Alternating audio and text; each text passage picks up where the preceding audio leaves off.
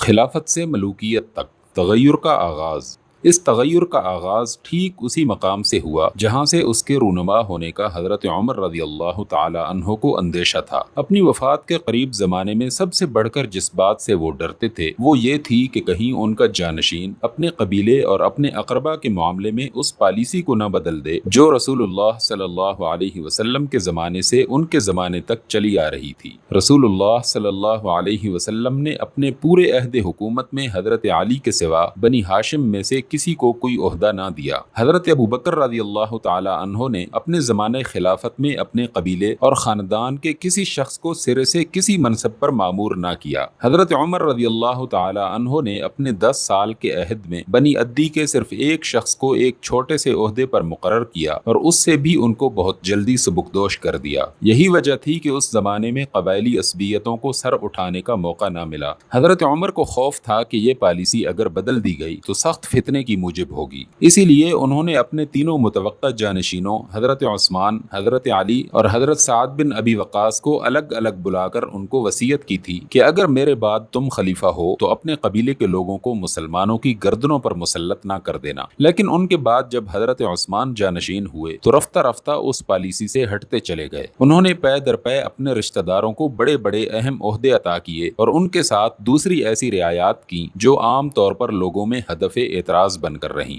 حضرت سعد بن ابی وقاص کو معزول کر کے انہوں نے کوفے کی گورنری پر اپنے ماں جائے بھائی ولید بن عقبہ بن ابی معیط کو مقرر فرمایا اور اس کے بعد یہ منصب اپنے ایک اور عزیز سعید بن عاص کو دیا۔ حضرت ابو موسیٰ اشعری کو بصرے کی گورنری سے معزول کر کے اپنے ماموزاد بھائی عبداللہ بن عامر کو ان کی جگہ مامور کیا۔ حضرت عمر بن عاص کو مصر کی گورنری سے ہٹا کر اپنے رضائی بھائی عبداللہ بن سعد بن ابی سرح کو مقرر کیا۔ حضرت معاویہ سیدنا عمر فاروق کے زمانے میں صرف دمشق کی ولایت پر تھے۔ حضرت عثمان نے ان کی گورنری میں دمشق، حمص، فلسطین، اردن اور لبنان کا پورا علاقہ جمع کر دیا۔ پھر اپنے چچا زاد بھائی مروان بن حکم کو انہوں نے اپنا سیکرٹری بنا لیا، جس کی وجہ سے سلطنت کے پورے در و بست پر اس کا اثر و نفوذ قائم ہو گیا۔ اس طرح عملاً ایک ہی خاندان کے ہاتھ میں سارے اختیارات جمع ہو گئے۔ ان باتوں کا رد عمل صرف عوام ہی پر نہیں، اکابر صحابہ تک پر کچھ اچھا نہ تھا اور نہ ہو سکتا تھا۔ مثال کے طور پر جب ولید بن عقبہ کوفے کی گورنری کا پروانہ لے کر حضرت سعد بن ابی وقاص کے پاس پہنچا تو انہوں نے فرمایا، معلوم نہیں ہمارے بعد تو زیادہ دانا ہو گیا ہے یا ہم تیرے بعد احمق ہو گئے ہیں۔ اس نے جواب دیا، ابو اسحاق برا فروختہ نہ ہو، یہ تو بادشاہی ہے، صبح کوئی اس کے مزے لوٹتا ہے تو شام کوئی اور۔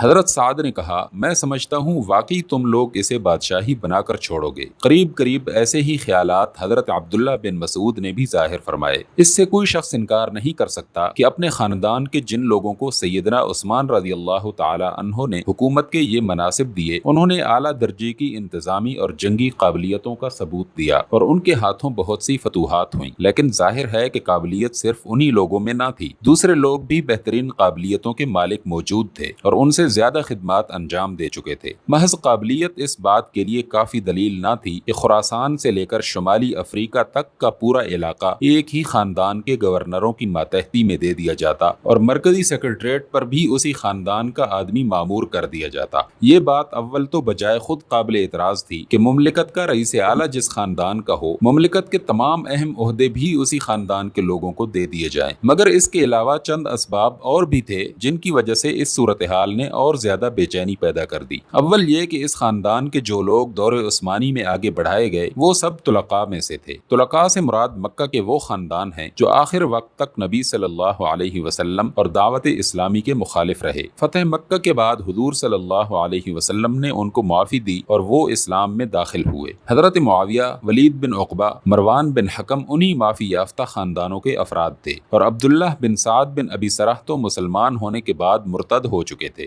رسول اللہ صلی اللہ علیہ وسلم نے فتح مکہ کے موقع پر جن لوگوں کے بارے میں یہ حکم دیا تھا کہ وہ اگر خانہ کعبہ کے پردوں سے بھی لپٹے ہوئے ہوں تو انہیں قتل کر دیا جائے، یہ ان میں سے ایک تھے۔ حضرت عثمان انہیں اچانک لے کر حضور صلی اللہ علیہ وسلم کے سامنے پہنچ گئے اور آپ صلی اللہ علیہ وسلم نے محض ان کے پاس خاطر سے ان کو معاف فرما دیا تھا۔ فطری طور پر یہ بات کسی کو پسند نہ آ سکتی تھی کہ سابقین اولین جنہوں نے اسلام کو سربلند کرنے کے لیے جانیں لڑائی تھی اور جن کی قربانیوں ہی سے دین کو فروغ نصیب ہوا تھا، پیچھے ہٹا دیے جائیں اور ان کی جگہ یہ لوگ امت کے سرخیل ہو جائیں۔ دوسرے یہ کہ اسلامی تحریک کی سربراہی کے لیے یہ لوگ موضوع بھی نہ ہو سکتے تھے، کیونکہ وہ ایمان تو ضرور لے آئے تھے مگر نبی صلی اللہ علیہ وسلم کی صحبت و تربیت سے ان کو اتنا فائدہ اٹھانے کا موقع نہیں ملا تھا کہ ان کے ذہن اور سیرت و کردار کی پوری قلب ماہیت ہو جاتی۔ وہ بہترین منتظم اور اعلیٰ درجے کے فاتح ہو سکتے تھے اور فی الواقع وہ ایسے ہی ثابت بھی ہوئے، لیکن اسلام محض ملک گیری و ملک داری کے لیے تو نہیں آیا تھا، یہ تو اولاً اور بالذات ایک دعوت خیر و صلاح تھا جس کی سربراہی کے لیے انتظامی اور جنگی قابلیتوں سے بڑھ کر ذہنی و اخلاقی تربیت کی ضرورت تھی، اور اس کے اعتبار سے یہ لوگ صحابہ و تابعین کی اگلی صفوں میں نہیں بلکہ پچھلی صفوں میں آتے تھے۔ اس معاملے میں مثال کے طور پر مروان بن حکم کی پوزیشن دیکھیے۔ اس کا باپ حکم بن ابی العاص جو حضرت عثمان کا چچا تھا، فتح مکہ کے موقع پر مسلمان ہوا تھا اور مدینہ آ کر رہ گیا تھا، مگر اس کی بعض حرکات کی وجہ سے رسول اللہ صلی اللہ علیہ وسلم نے اسے مدینے سے نکال دیا تھا اور طائف میں رہنے کا حکم دیا تھا۔ ابن عبد البر نے الاستیعاب میں اس کی ایک یہ وجہ بیان کی ہے کہ رسول اللہ صلی اللہ علیہ وسلم اپنے اکابر صحابہ کے ساتھ راز میں جو مشورے فرماتے تھے ان کی کسی نہ کسی طرح سن گن لے کر وہ انہیں افشا کر دیتا تھا، اور دوسری وجہ وہ یہ بیان کرتے ہیں کہ وہ رسول اللہ صلی اللہ علیہ وسلم کی نقلیں اتارا کرتا تھا، حتیٰ کہ ایک مرتبہ حضور صلی اللہ علیہ وسلم نے خود اسے یہ حرکت کرتے دیکھ لیا تھا۔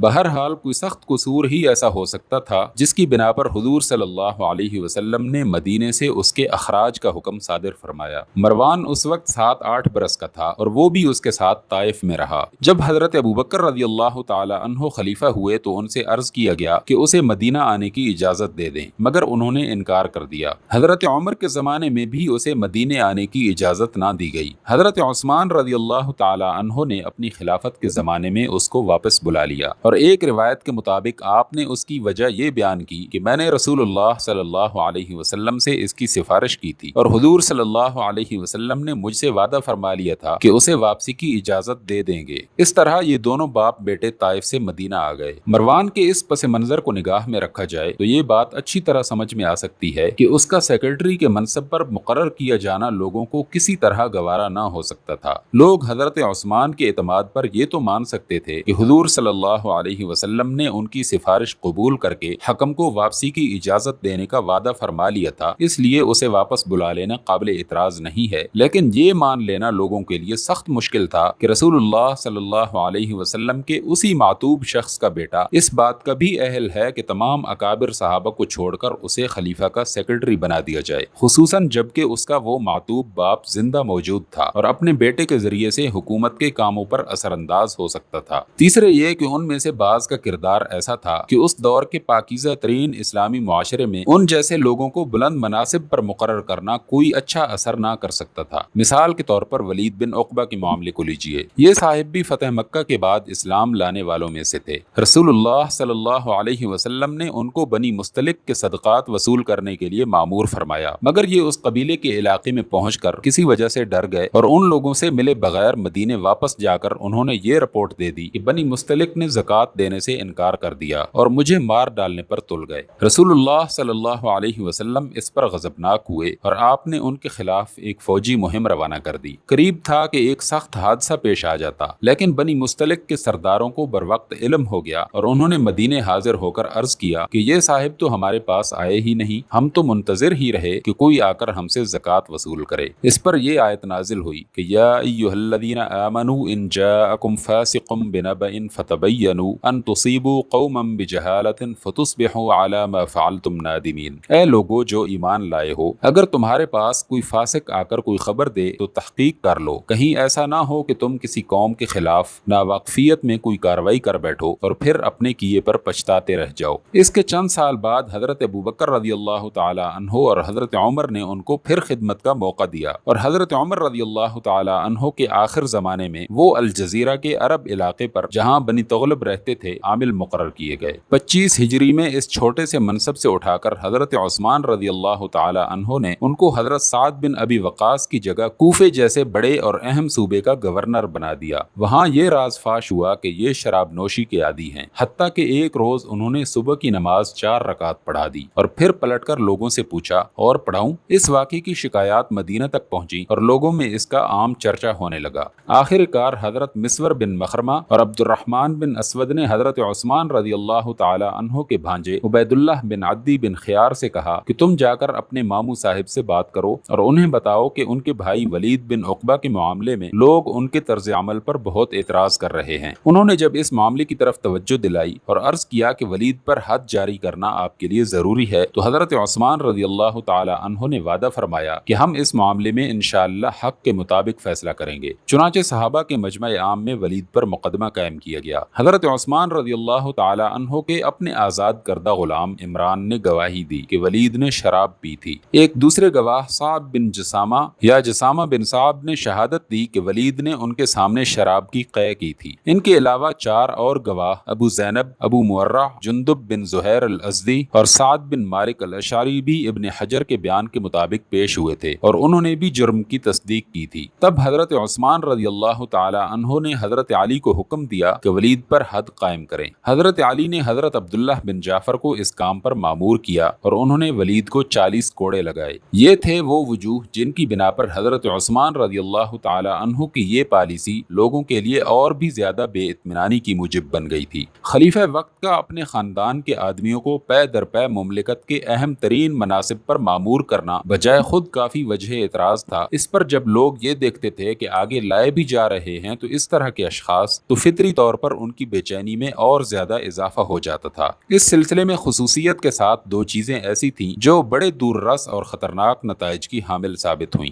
ایک یہ کہ حضرت عثمان رضی اللہ تعالی عنہ نے حضرت معاویہ کو مسلسل بڑی طویل مدت تک ایک ہی صوبے کی گورنری پر مامور کیے رکھا۔ وہ حضرت عمر کے زمانے میں 4 سال سے دمشق کی ولایت پر مامور چلے آ رہے تھے۔ حضرت عثمان نے ایلا سے سرحد روم تک اور الجزیرہ سے ساحل بحر ابیض تک کا پورا علاقہ ان کی ولایت میں جمع کر کے اپنے پورے زمانہ خلافت 12 سال میں ان کو اسی صوبے پر برقرار رکھا۔ یہی چیز ہے جس کا خمیازہ آخر کار حضرت علی کو بھگتنا پڑا۔ شام کا یہ صوبہ اس وقت کی اسلامی سلطنت میں بڑی اہم جنگی حیثیت کا علاقہ تھا۔ اس کے ایک طرف تمام مشرقی صوبے تھے اور دوسری طرف تمام مغربی صوبے۔ بیچ میں وہ اس طرح حائل تھا کہ اگر اس کا گورنر مرکز سے منحرف ہو جائے تو وہ مشرقی صوبوں کو مغربی صوبوں سے بالکل کاٹ سکتا تھا۔ حضرت معاویہ اس صوبے کی حکومت پر اتنی طویل مدت تک رکھے گئے کہ انہوں نے یہاں اپنی جڑیں پوری طرح جما لی اور وہ مرکز کے قابو میں نہ رہے، بلکہ مرکز ان کے رحم و کرم پر منحصر ہو گیا۔ دوسری چیز جو اس سے زیادہ فتنہ انگیز ثابت ہوئی وہ خلیفہ کے سیکرٹری کی اہم پوزیشن پر مروان بن حکم کی ماموری تھی۔ ان صاحب نے حضرت عثمان رضی اللہ تعالی عنہ کی نرم مزاجی اور ان کے اعتماد سے فائدہ اٹھا کر بہت سے ایسے کام کیے جن کی ذمہ داری لا محالہ حضرت عثمان پر پڑتی تھی، حالانکہ ان کی اجازت اور علم کے بغیر ہی وہ کام کر ڈالے جاتے تھے۔ علاوہ ازیں یہ صاحب حضرت عثمان اور اکابر صحابہ کے باہمی خوشگوار تعلقات کو خراب کرنے کی مسلسل کوشش کرتے رہے تاکہ خلیفہ برحق اپنے پرانے رفیقوں کی بجائے ان کو اپنا زیادہ خیرخواہ اور حامی سمجھنے لگیں۔ یہی نہیں بلکہ متعدد مرتبہ انہوں نے صحابہ کے مجمع میں ایسی تہدید آمیز تقریریں کی جنہیں طلقاء کی زبان سے سننا سابقین اولین کے لیے بمشکل ہی قابل برداشت ہو سکتا تھا۔ اسی بنا پر دوسرے لوگ تو درکنار، خود حضرت عثمان کی اہلیہ محترمہ حضرت نائلہ رضی اللہ تعالی عنہا بھی یہ رائے رکھتی تھیں کہ حضرت عثمان کے لیے مشکلات پیدا کرنے کی بہت بڑی ذمہ داری مروان پر عائد ہوتی ہے۔ حتیٰ کہ ایک مرتبہ انہوں نے اپنے شوہر محترم سے صاف صاف کہا کہ اگر آپ مروان کے کہے پر چلیں گے تو یہ آپ کو قتل کرا کے چھوڑے گا۔ اس شخص کے اندر نہ اللہ کی قدر ہے، نہ ہیبت، نہ محبت۔